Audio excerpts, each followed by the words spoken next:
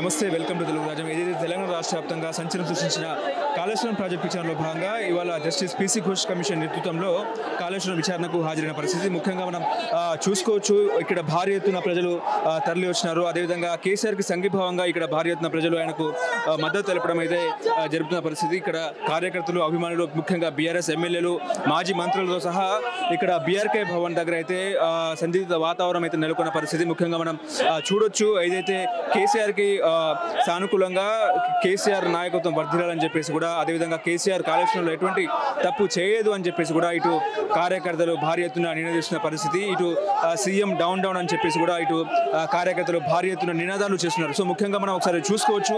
So భారీ ఎత్తున అంటే ఇక్కడ తెలంగాణ వ్యాప్తంగా కూడా బీఆర్ఎస్ కార్యకర్తలు భారీ ఎత్తున ఈ బీఆర్కే భవన్కి తరలి రావడం అయితే జరిగింది. ఇక్కడ పోలీస్ ప్రొటెక్షన్ అయితే భారీ ఎత్తున పోలీసు సెక్యూరిటీ అయితే ఉన్న పరిస్థితి.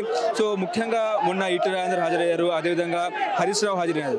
ఆ తర్వాత కాళేశ్వరం జస్టిస్ పీసీ ఘోష్ కమిషన్లో విచారణ ఎదుర్కోబోతున్నారు కాబట్టి సో ముఖ్యంగా కాళేశ్వరంలో ఎందుకు అంచనాలు ఒక్కసారిగా పెరిగిన పరిస్థితి. దాదాపుగా 60,000 కోట్లు, ఆ తర్వాత 80,000 కోట్లు, ఆ తర్వాత 1,00,000 కోట్లు, ఆ తర్వాత 1,50,000 కోట్లకు బడ్జెట్ ఎందుకు పెంచింది. సో డిజైన్కి అసలు రూపకర్త ఎవరు, కర్త కర్మ క్రియ ఎవరు అనేది మాత్రం కూడా ఇప్పుడు తెలంగాణ వ్యాప్తంగా కూడా సంచలనంగా మారిన పరిస్థితి. డిపిఆర్ ముఖ్యంగా కేసీఆర్ తయారు చేసినట్టు కూడా అందరూ భావించారు. ఇటు ఈటెల రాజేందర్ కూడా చెప్పడం జరిగింది, కేసీఆర్ అన్ని రకాలుగా డిజైన్ ప్రాజెక్టు యొక్క డిజైన్ కేసీఆర్ చేశారని కూడా. ముఖ్యంగా ఇక్కడ ప్రాణహిత చెవులను రీడిజైనింగ్ పేరుతో కేసీఆర్ ఇది తయారు చేశారని కూడా చెప్తున్నారు. సో ముఖ్యంగా ఇక్కడ ప్రజల వాళ్ళు ఏం చెప్తున్నారు, సో ఈ ప్రాజెక్టు దాదాపుగా 1,00,000 కోట్ల ఎకరాలకు నీటిని తరలించే దిశగా కూడా ఉన్నట్టు కూడా మనకు తెలుస్తున్న పరిస్థితి. వాళ్ళతో ఒకసారి మాట్లాడే ప్రయత్నం చేద్దాం. ప్రజలు ఏమనుకుంటున్నారు ఏంటి అని చెప్పేసి కూడా వాళ్ళతో కూడా మాట్లాడే ప్రయత్నం చేద్దాం. మనతో కొంతమంది బీఆర్ఎస్వి కార్యకర్తలు, వారితో మాట్లాడే ప్రయత్నం చేద్దాం. ఏంటి నిజంగా కాళేశ్వరం విచారణలో భాగంగా ఇవాళ జస్టిస్ పీసీ ఘోష్ గారి నేతృత్వంలో కేసీఆర్ విచారణకు హాజరయ్యారు. ఎట్లా చూస్తారు? కేసీఆర్ గారు ఈరోజు విచారణకు హాజరవడం మొదటిసారి, ఆయన జీవితంలో విచారణకు రావడం. ఆయనని ఇలా నడి రోడ్డు మీద నిలబెట్టి ఆయన ఏదో దొంగతనం చేసినట్టు లేకపోతే ఇంకో ఏదో చేసినట్టు ఆయన తీసుకొని రావడం చాలా పెద్ద తప్పు. ఇది పెద్ద నేరం. ఆయన తప్పు చేయలేదని ప్రతి ప్రజలు నమ్ముతా ఉన్నారు. ఈరోజు తెలంగాణ ప్రజలకు తెలుసు ఎవరు నికాస్ అయిన వాళ్ళు, ఎవరు ఒట్టి వాళ్ళు, ఎవరు ఎలాంటి వాళ్ళు, ఎవరు తప్పు చేసిన వ్యక్తులని బాగా ఈ ప్రజలకు తెలుసు. కాబట్టి ఏదో ఒక రోజు తీర్పుకి ఖచ్చితంగా ఈ ప్రజలు లోబడతారని నేను అనుకుంటా ఉన్నా. అయితే ఈరోజు కేసీఆర్ గారు విచారణకు వచ్చిర్రు.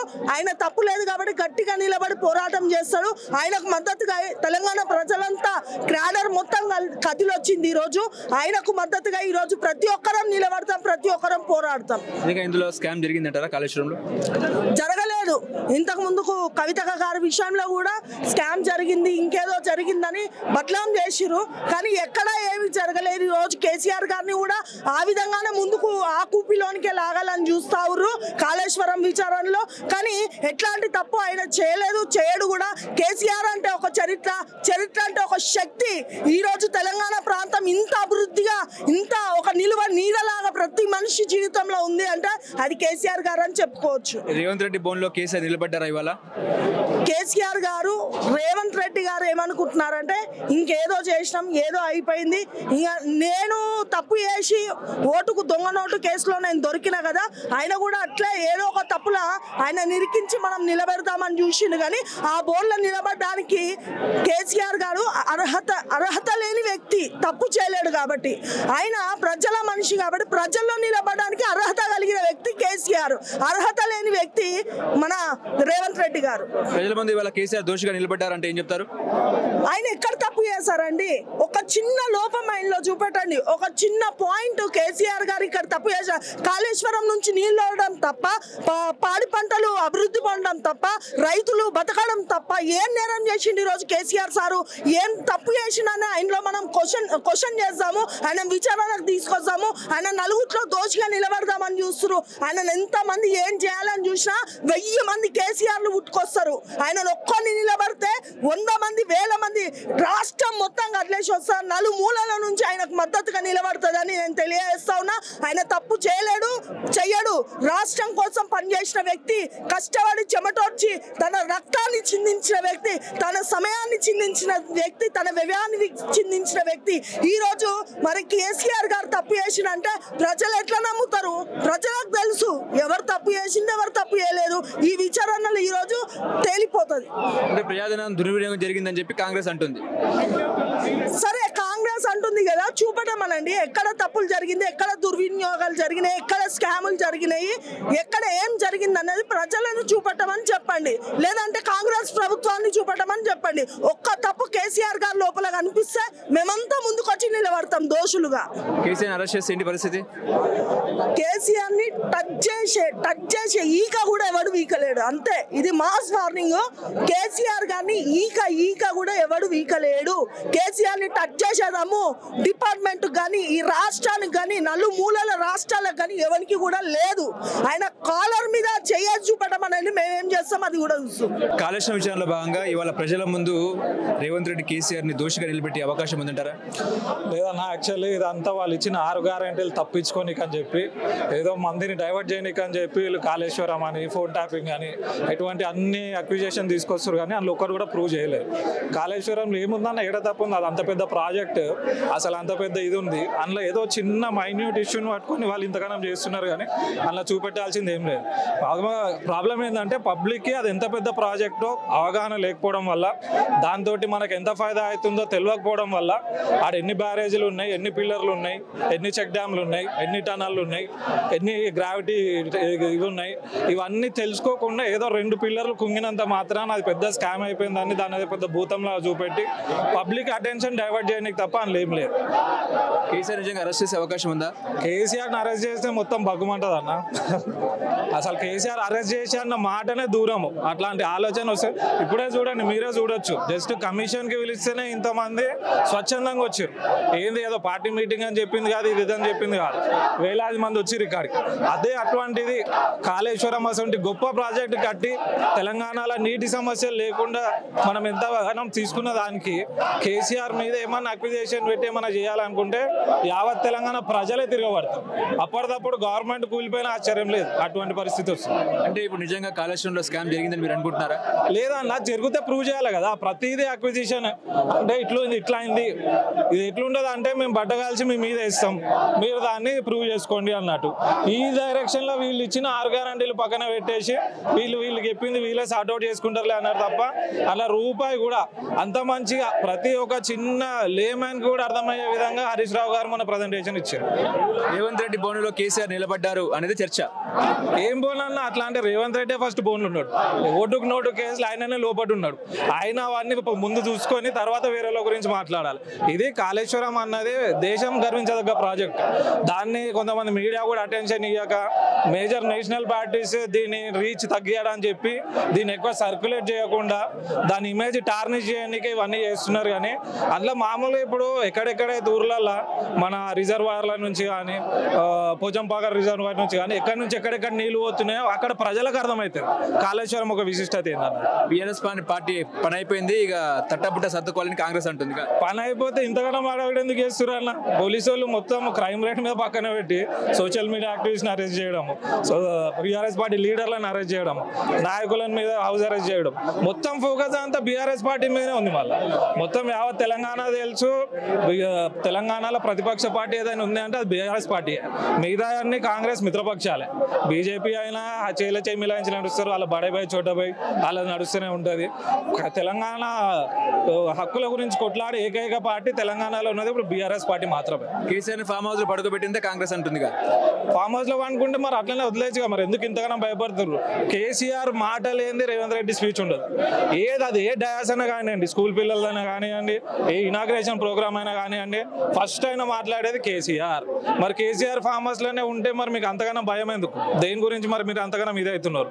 ఏ పార్టీ మీటింగ్ అయినా కూడా కేసీఆర్ పేరు లేనిది రేవంత్ రెడ్డి స్పీచ్ ఉండదు. నమస్తే, వెల్కమ్ టు తెలుగు రాజ్యం. ఏదైతే కాళేశ్వరం విచారణలో భాగంగా జస్టిస్ పీసీ ఘోష్ నేతృత్వంలో విచారణ కమిషన్ ను కేసీఆర్ ఎదుర్కోబోతున్న నేపథ్యంలో ఇక్కడ భారీ ఎత్తున బీఆర్ఎస్ కార్యకర్తలు, మహిళా కార్యకర్తలు రోడ్డు మీద బైఠాయించి ధర్నా చేస్తున్నారు. ఇటు కాంగ్రెస్ కి వ్యతిరేకంగా ధర్నా చేస్తున్నారు. అదేవిధంగా కేసీఆర్ కు సంఘీభావంగా మద్దతు ఇస్తున్న తరుణంలో వాళ్ళ వాయిస్ తీసుకుందాం ఒకసారి, వాళ్ళు ఏమంటున్నారు ఏంటి అని చెప్పి.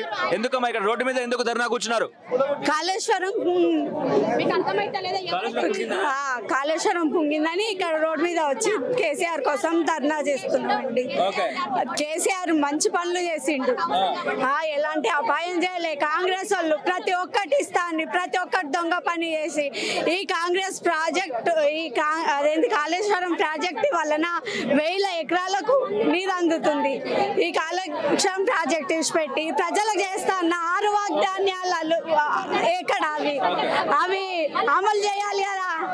ఈ రోజు కాళేశ్వరం కట్టడాల మీద కేసీఆర్ గారి మీద ఒక అపనింద వేసి లక్షల కోట్లు అయినా తిన్నడని చెప్పేసి రేవంత్ రెడ్డి ఏదైతే నోటీసులు ఇచ్చిండో దాని మీద మేము మహిళలందరం ఒకటై ఏకమై ఇంత ప్రజలకు నీళ్ళిచ్చి నిధులిచ్చి బుక్కడి బువ్వ పెట్టిన సార్ కేసీఆర్ గారు ఆయనను పట్టుకొని వాళ్ళకు నోటీసులు ఇవ్వడం అంటే యావత్ ప్రజానీకానికి కించపరిచినట్టే అని ఇక్కడ నిరసన మేము కూర్చున్నాం.